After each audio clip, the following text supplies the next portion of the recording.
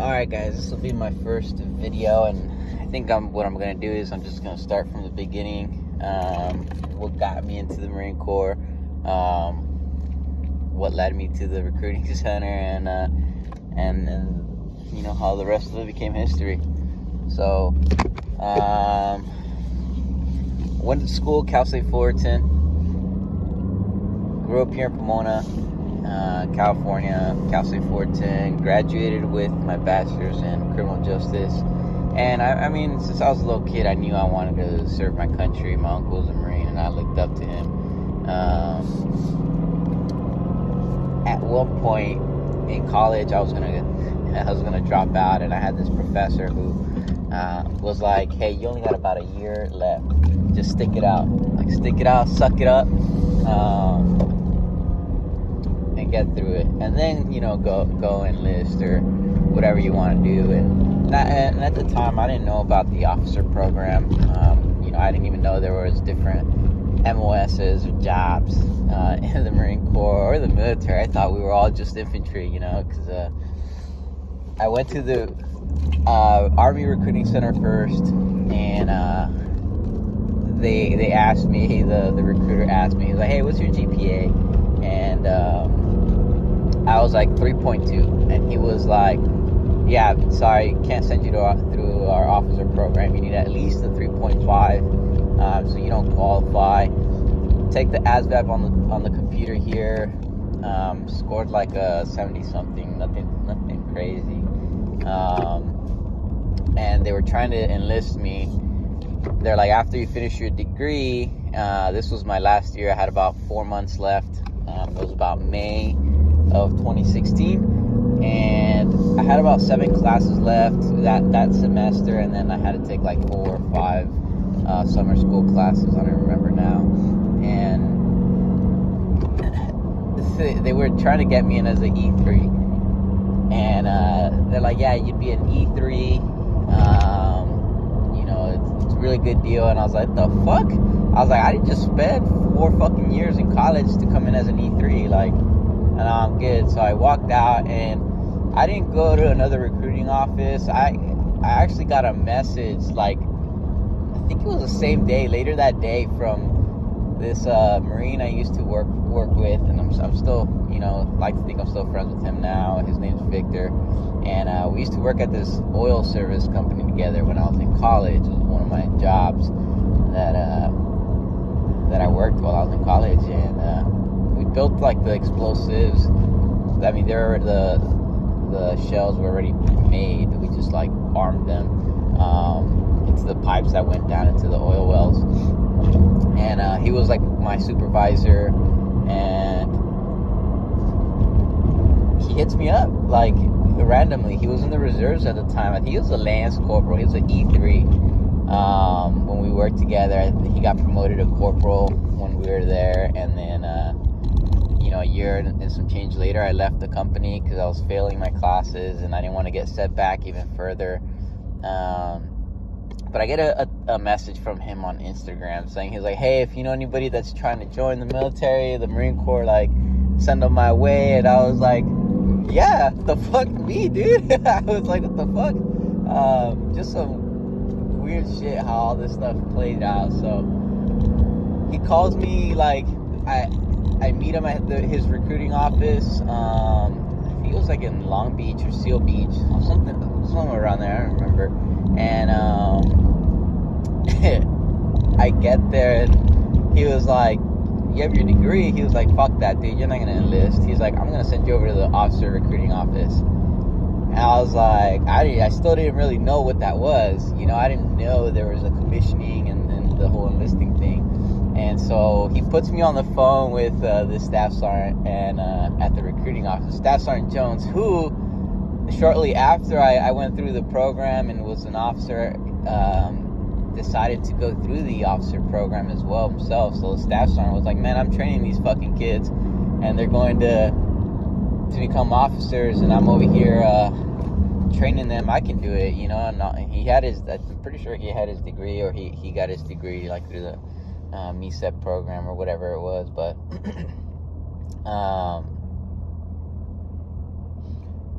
yeah, I finished my phone call with him, I like went down to the recruiting office, the officer recruiting office in Orange County that following week on like a Tuesday, with like my facial hair. You know, I was like senior in college. I was like, yeah, I'm hot stuff. And you know, I talked to Captain Dubon. He sits me down in his office and he was like, what do you want? I was like, I want to leave at your next class. I graduate August 5th from all my summer school classes, and you know, I want to leave as soon as possible. Like, what do you got for me? That was June. And he was like, okay. He's like, my next class is September 9th. He was like, well, what job or what MOS are you trying to do? I was like, infantry. You know, I didn't know there was anything other besides infantry. So, and the next thing he says is like, he's like, look outside my window, and in the back you can see it was like a glass door or glass windows, and the candidates that they were prepping for the next course was like about I don't know, man. It was like 80 fucking kids out there, and you know, they're already in the uniform. They've been going to that recruiting office for, you know, several weeks, months, years. I think at one point there's some people who have been there for over a year, and because they have different commissioning programs. You have like the 2 6-week sessions, or the 1 10-week session. So I was like, I don't care how many of them there are out there, because they all wanted to go, right? He's like, you gotta compete with them, and I was like, I don't care, I'm gonna go. And you know, I think lo and behold, I came in, rocked the boat, and fucking got selected. I was one of 11 that went to that officers candidate school that summer. I'm sorry, that fall, and I think 10 of us made it. One of them dropped out. The guy that dropped out ended up enlisting. So yeah, that's how I got to candidate school, and that was fun. You know, like I was just doing what I needed to do. And to give you guys some backstory, like, during OCS, like, yeah, it was hard. You know, I would say it was difficult for sure. By far the hardest thing I've had to do. And the thing was, I didn't have no option to not go through it. Like, I was sleeping at the floor of my mom's house. We're very poor. We had a 2-bedroom little place, and my brother had just gotten back from the military like 2 years before, so I wouldn't say just, but my brother was also a Marine. He got out as a corporal, and yeah, I was sleeping on the floor. We'd share the room, and 2 grown-ass men in a small-ass room, like a 10 by 10, and my mom crashed my car 2 weeks before I graduated, or 2 weeks after I graduated from college. So while I was doing my training for OCS, I ended up getting a ride from one of the other candidates who got selected, who also lived in Pomona. I don't know, man, just how shit fucking plays out. I was driving like 40 minutes to go to this fucking officer selection office and do my training. So ended up carpooling with Hurtado, and you know, was able to make it by, but I didn't have anything. I have a screenshot of my my bank account at the time. When I left to OCS, I had $18.26. $18.26, and then I can share that if you guys want. But that's my story. You know, like, I was so poor. You know, I just graduated college. I had quit my job because I was about to leave. Shaved my fucking head, and was sleeping on the floor of my mom's house. I had no car. You know, my mom had wrecked it. You know, thankful that she's okay. So, I mean, cars you can replace. You know, people you can't. So, yeah, and that is how I got into OCS. I don't think there was ever a time that, you I wanted to quit OCS. For me, it got to a point where it was you're just in the motions, chow to chow. That's all I remember, like chow to chow, food to food, baby. Breakfast to lunch, lunch to dinner, and dinner to breakfast, breakfast to lunch. It's that fucking routine. That's it. Like I don't remember 90% of the shit. I remember after I graduated OCS. And those who are curious, I was running a sub 18:33 minute, like 27 to 30 pull-ups and whatever the max sit-ups was. But I think I was just shy of 3 points shy of a 300. Anyways, I get to TBS, the basic school where they train all the officers as rifle platoon commanders, and that was cool. You get a little more freedom. You're making a little more money, but I was still so broke. I paid off my fucking college loans. I had taken out some loans so I can graduate on time with the summer school classes and the winter classes. So my first year in the military, my first 6 to 8 months, I was so poor. I had like no money. I paid off my loans, paid them completely off, paid off the stupid uniforms. They look legit, but fuck, man. It's like, I think I was almost $2,000 for everything. The stupid sword, like, that you fucking used once. Actually, I don't even think I ever used my sword. I think it's still in a box somewhere in the fucking garage. Spent all that money for what? Just because they fucking tell you you might need it. Or maybe you use it once for one of the dinners and that's it. I don't know. A lot of shit that doesn't make sense. That people at the top were a little more reasonable. People would be a lot more happier. So I was dirt poor, and then I'm driving this fucking Mustang because I did the thing that every fucking boot does, goes and buys a sports car. His first year in the service. So in June of 2017, so I was about 8 months in, OCS and TBS, 8 months in, I didn't have a car. So I was like, you know what, I'm gonna start doing some research for some cars. I was looking at a Honda Civic, Honda Accord, and the problem was, man, that they were so fucking expensive. It was like $33,000 for a fucking Honda Civic or a Honda Accord, and the Mustang was $34,000. But the Mustang I found was listed online on the dealership site for $26,600. So I called the dealership. I'm like, hey, what's the actual price of the Mustang? Like, I'm looking online, it says $26,600. Is there anything else like that I need to know about this? Like, hidden fees or anything like that? He's like, nope, $26,600. And this was in Maryland, and I was stationed in Quantico, Virginia at the time. So I was like, okay, let me fucking MapQuest this shit. And it was about a 2-hour drive because it's fucking stupid. Traffic out there is fucking stupid, and I would say it's worse than fucking California. Like, people would probably like have a fit about that shit, me saying that, but honestly, like, I got 6 fucking lanes here. In Virginia, you got 1.5. Alright, so I don't fucking hear it. And so it took me 2 hours to get there. I think at one point from like DC to that dealership was like 9 miles, and it was like 45 fucking minutes. And I actually took two of my buddies in the Marines as well. They were in my fire team. Pac and I don't remember the other guy, Michael, I think.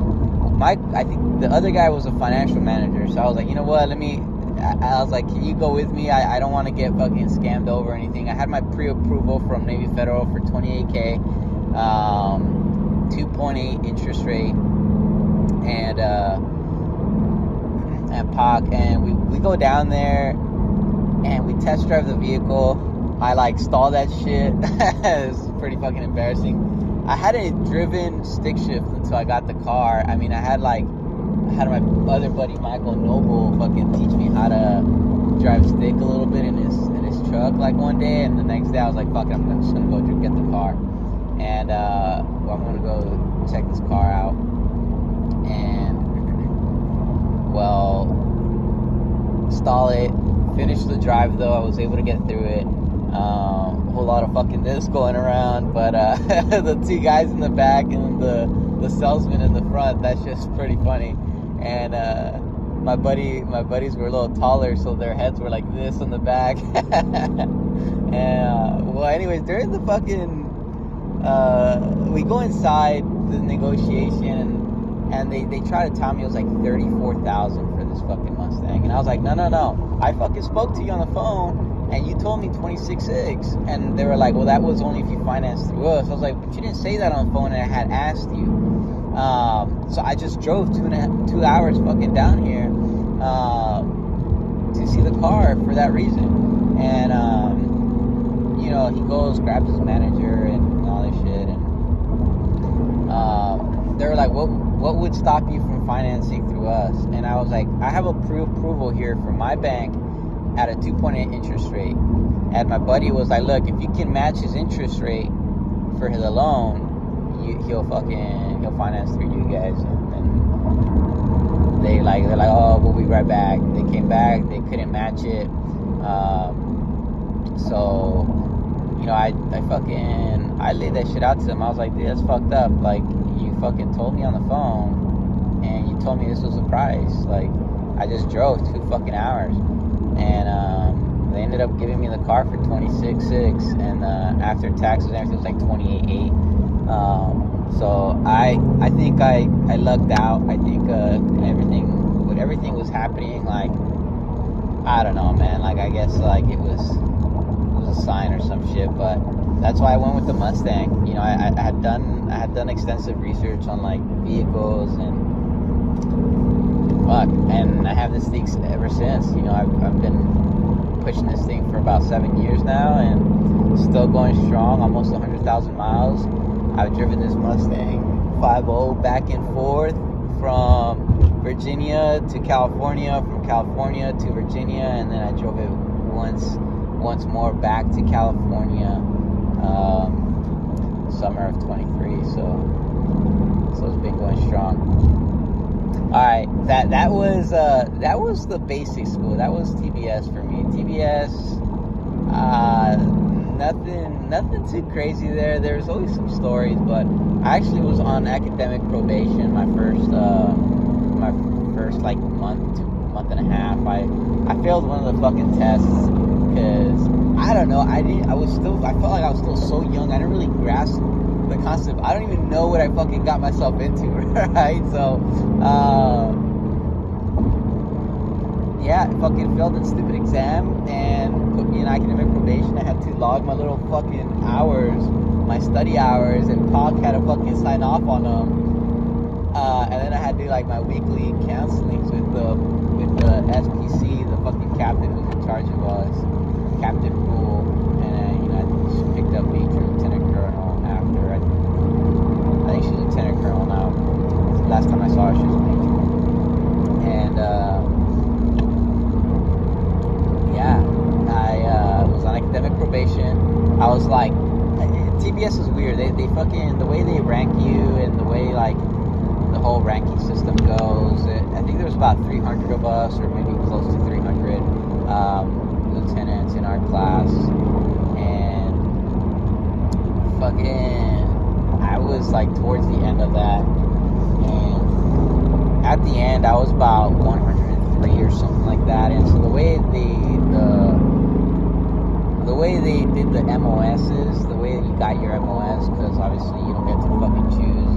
You give them your top 7, and then they'll like wherever you land, they'll go back and to the drawing books and try to shuffle people around to make sure everybody gets like their top 7. But let's be fucking real. After your first or second or third choice, like, you don't fucking know what you put. I think I had military police, communications, and see, I don't even fucking remember what I had. I got but I remember supply. I got supply. I was supply officer. Yeah, supply chain. I was gonna say supply chain manager, because that's what I fucking do out here. I know it was after infantry though. how the fuck did I get supply after my fucking, that was like my 6th or 7th pick, and you know what, I was like, whatever, I don't really care. I'm just here for a fucking you know, a good time, not a long time. So the way it works is they'll take the top 100, the middle 100, and then the bottom 100, and then they'll start going through the people in each of those tiers one at a time, and then they get their MOSs, their top pick. So the first person in the first 100 gets their first pick. The second person in the middle 100 gets their pick. Then the third person at the first person in the bottom tier gets their pick, and then they go back to the front, and the second person of each tier goes, and then they go back to the top, and the third person of every tier goes, all the way until they fucking everybody gets their MOSs. So that's how they did it, at least when I was there. So 7 years, a little over 7 years ago. Anyways, I remember when I got my MOS, we were at like some park or some shit, and the Cubs had our MOS at the bottom of it. So once you finish your beer or drink, whatever it was, you'd get your MOS. Well, I got 3002, which sounds really fucking close to 0302, which is infantry. If you guys don't know, infantry is 0302, and supply was 3002. So she says, Felipe at 3002, and I was like, looked at her fucking funny, right? I was like, I don't know what that is. She's like, you don't know what that is? And I was like, no idea. And she was like, supply? And I was like, oh, okay. I was like, I don't fucking know. I thought there was one fucking job. And I remember looking up these MOSs online, you know, like during my time at TBS. There wasn't really much out there. It doesn't really fucking tell you what each job does, what it exactly does. And I'll give you guys a breakdown here of